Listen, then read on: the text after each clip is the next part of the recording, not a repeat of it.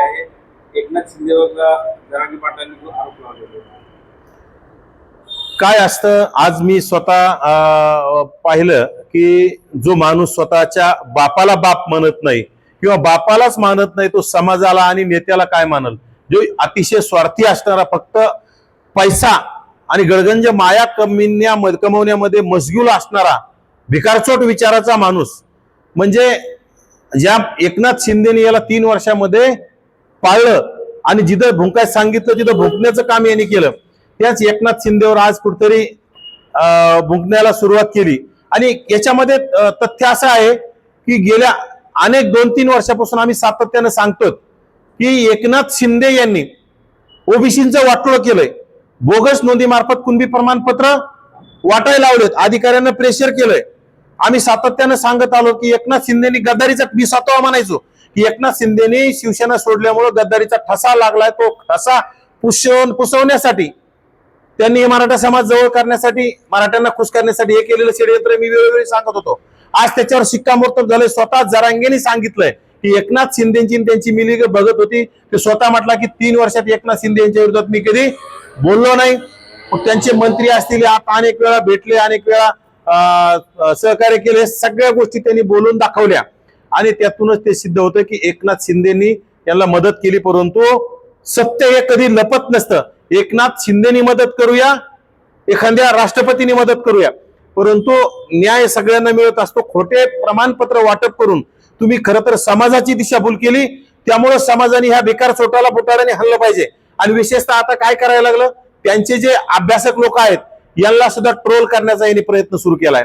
म्हणजे अभ्यासक लोकांना सुद्धा टार्गेट करायचं. अभ्यासक लोकांनी त्यावेळी ज्या आंदोलनाच्या वेळी सुद्धा सांगितलं होतं, सुरुवातीच्या वाशीला गेले त्यावेळी सांगितलं सगळ्या सोयऱ्यांचा अध्यादेश काढता येणार नाही, परंतु गरीब पैसे घेतले की पळून येतो. ज्या वेळी आपल्याला काहीतरी मिळेल त्यावेळी पळून येतो. कुठं आता भुमरे असेल, भुमरे मामा तुम्ही 6 नंबरला होतात, मी तुम्हाला निवडून आणलं, म्हणजे किती नौटंकी. म्हणजे 6 नंबरला याच्या जीवावर कोणी निवडून आलं नाही, परंतु भुमरे मामा 6 नंबरला होते. परंतु भुमरे मामाच्या विरोधात एक मायक्रो समाजातला, इतर मागासवर्गीय समाजातला माणूस निवडणूक लढवत होता, म्हणून भुमरेला यांनी ताकद देण्याचं काम केलं. त्याचं त्यांनी श्रेय घेतलं नाही पाहिजे. आणि कुठतरी प्रत्येक ठिकाणी जातीवाद यांनी केलाय, बाकी काय नाही. जर दुसऱ्या समाजातला असला तर त्याला पूर्ण, ते कुठल्या समाजातला असला, शिंदे सेनेचा जरी असला तर त्यांनी विरोध केला असता. उदाहरणार्थ संदीपा चंद्रकांत खैरे जर शिंदे सेनेकडून उभा असते तरी ह्या भिकारचोटाने त्यांना विरोध करण्याचं काम केलं असतं. परंतु विशेषतः भुमरे हे पैशाच्या मस्तीच्या जीवावर निवडून आले, हे काही या जरांगेच्या आशीर्वादाने निवडून आलेले नाहीत. आणि जरांगे फक्त स्वतः कुठलंही श्रेय घेण्याचं, जो जरांगे आज बोलतोय खासदार आम्ही निवडून आणले, खासदारकीच्या टायमिंगला तो त्यांच्या सोबत होता, पण विधानसभेला महायुती सोबत नव्हता, महायुतीच्या विरोधात मतदान करा म्हणून सांगत होता, मराठ्यांना फसवले म्हणत होता. मग त्यावेळी तेव्हा भाजपा आणि महायुती सत्तेत कशी गेली. परंतु याला ज्या लोकांनी, ओबीसीनी भाजपला असेल महायुतीला सत्तेत नेऊन बसवलं, पण याचं क्रेडिट फक्त जरांगे घ्यायला. याचं चूक फक्त राज्य सरकारमधल्या प्रतिनिधींची आहे. राज्य सरकारमधले अनेक मंत्री जरांगेला येऊन वेळोवेळी भेटताय, अनेक वेळा त्याला रसद देण्याचं काम करताय, ताकद देण्याचं म्हणजे मेलेल्या माणसाला जाग करण्याचं काम करताय. आणि विशेषतः सापाला दूध पाजून तुम्हाला साप डसणारच आहे. आणि आता तुम्ही सापाला 2-3 वर्ष एकनाथ शिंदेनी दूध पाजले, शेवटी त्या सापाने तुम्हाला आज फणा मारलेलाच आहे. त्यामुळं त्या बेकार चोटाच्या नादी लागून तुम्ही वेगवेगळ्या जातींना अंगावर घेऊन तुमचं वाटोळं करून घ्यायला तुम्ही नादी लागू नका. त्यामुळे एकनाथ शिंदे असतील, देवेंद्र फडणवीस असतील किंवा सुनेत्राताई पवार असतील, यांनी याच्या नादी लागून जे तुम्हाला न्याय प्रक्रियेतून ज्या गोष्टी टिकू शकतील अशा दिल्या त्याला काही हरकत नाही.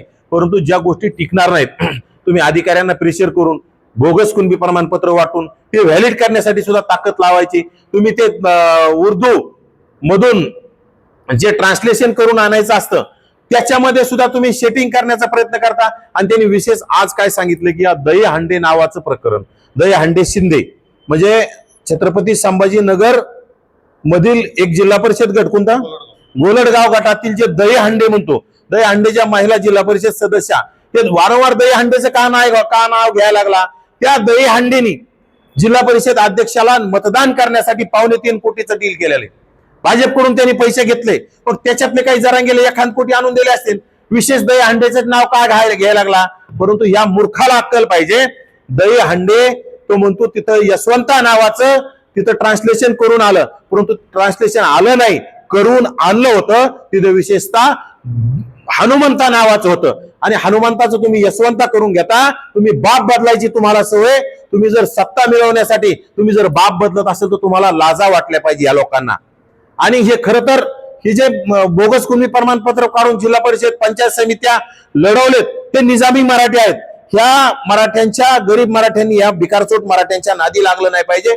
या निजामी आणि प्रस्थापित मराठ्यांच्या सत्तेसाठी हापापलेल्या मराठ्यांच्या बाप बदलणाऱ्या मराठ्यांच्या नादी लागलं नाही पाहिजे. आणि बाप बदलणाऱ्या मराठ्यांचा दलाल जरांगे आहे.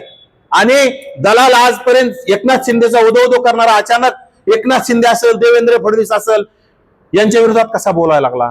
का? लाड यांचा मोठा लाडू खाल्ला वाटतं यांनी. आणि लाडचा मोठा लाडू खाऊन आता एकनाथ शिंदेवर ढेकर द्यायला सुरुवात केली. कारण लाडचा लाडू जरा एकनाथ शिंदेपेक्षा मोठा भेटला असेल, लाडकडून मोठं पॅकेज मिळालं असेल, त्यामुळे हे सगळं चाललेलं आहे. बाकी काही नाही. येणाऱ्या काळात पूर्ण सगळेची सगळे बोगस काढलेले कुणबी प्रमाणपत्र रद्द झालेले तुम्हाला पाहायला मिळतील. आज मराठवाड्यामध्ये 3 जिल्हा परिषद सदस्य आणि 1 नगरसेवक पद रद्द झालंय. येणाऱ्या काळात पंचायत समिती सदस्य असतील. आमचे सचिनजी खलसे आहेत, यांनी पंचायत समितीचं सुद्धा संभाजीनगरमध्ये आव्हान दिलंय. आणि येणाऱ्या काळात संभाजीनगर जिल्ह्यामध्ये जेवढे बोगस असतील त्याला सुद्धा ते आव्हान देण्यासाठी त्यांनी तयारी दर्शवली. आणि येणाऱ्या काळात एक नायक. आता दहीहंडीच्या प्रकरणामध्ये त्यांनी आणलं, एक ट्रान्सलेशन करून आणलं. आमच्या सचिनजी खलसे यांनी 4 जणांकडून ते अधिकृत असणारे 4 जण त्यांच्याकडून ट्रान्सलेट करून आलं. त्या 4ही जणांमध्ये हनुमंत आहे. आणि मग याच्याकडे ह्या माणसाकडे पैसे देऊन त्यांनी खरं तर त्या संबंधित ट्रान्सलेशन करणाऱ्या माणसाला 1 लाख 2 लाख रुपये देऊन हनुमंतांचं यशवंता करून आणलं. हा खरं तर ते ट्रान्सलेशन करून देणाऱ्या माणसावर सुद्धा कारवाई झाली पाहिजे, त्याला अटक झाली पाहिजे.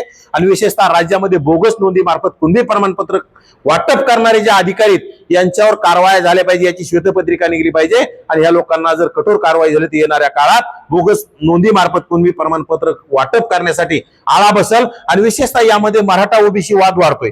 कारण बोगस कुणबी प्रमाणपत्र वाटून कुठतरी तुम्ही आज जिल्हा परिषद पंचायत समिती नगरपालिका महानगरपालिका लढताय, परंतु ते ज्यावेळेस टिकवण्यासाठी ओबीसीना तुमच्या विरोधात झुंजावं लागतं ते बोगस हे सिद्ध करण्यासाठी.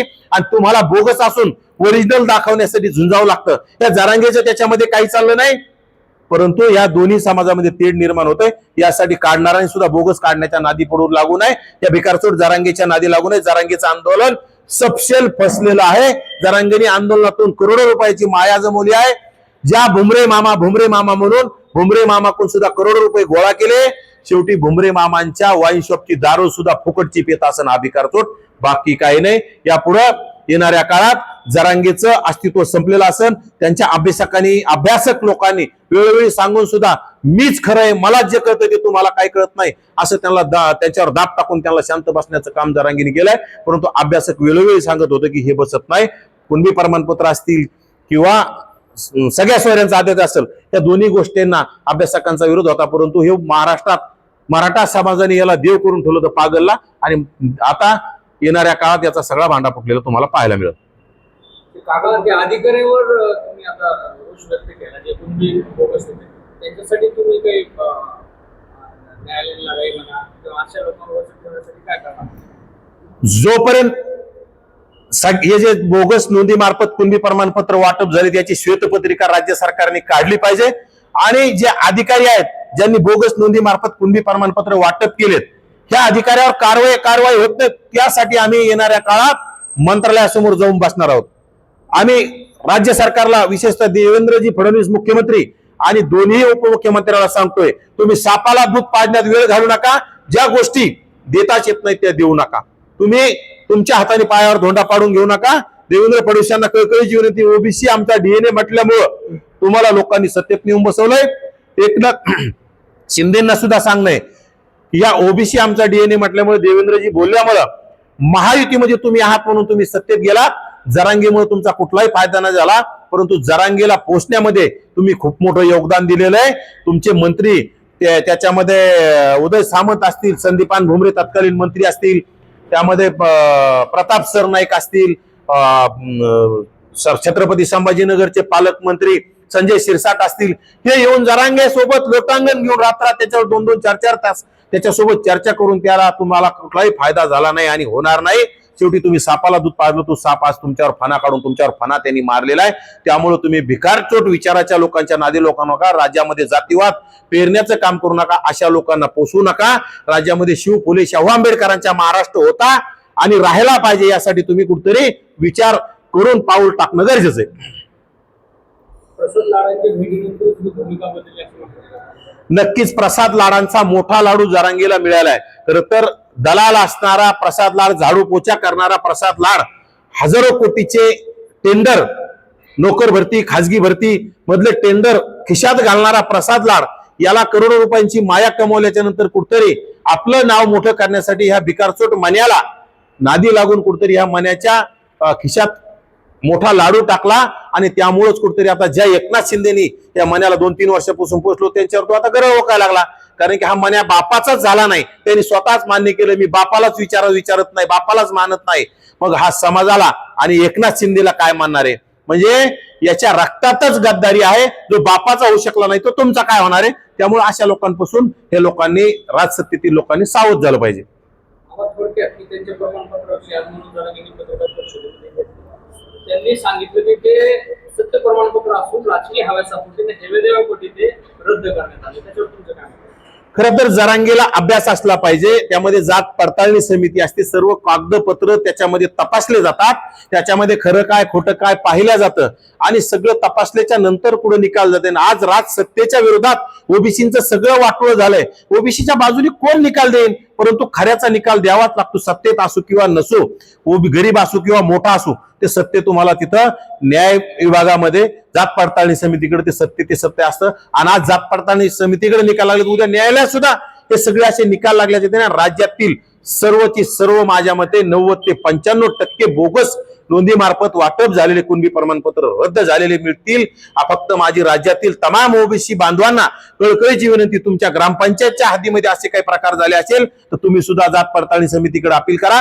पंचायत समिती, जिल्हा परिषद, नगरपालिका, महानगरपालिका हद्दीमध्ये असे काही प्रकार झालेत तर प्रत्येकाने आपली जबाबदारी म्हणून त्या आव्हान देणं गरजेचं आहे. तुम्ही जर घरात बसतान, कोणीतरी दुसरा येऊन आव्हान देईन असं चालणार नाही. प्रत्येक प्रमाणपत्र रद्द झाले, कारण की मराठवाड्यात कुणबीच नाही, हे सगळे बोगस कुणबी आहेत. परंतु कुठतरी आंदोलनाचं प्रेशर आणि कुठतरी जरांगीला खुश ठेवून आपली सत्ता टिकवण्यासाठी ह्या राजसत्तेतील लोकांनी केलेला हा कुठतरी खटाटोप आहे. परंतु येणाऱ्या काळात तो डाव सर्व ओबीसी बांधवांनी हाणून पाडला पाहिजे, हाणून पाडायला सुरुवात झाली.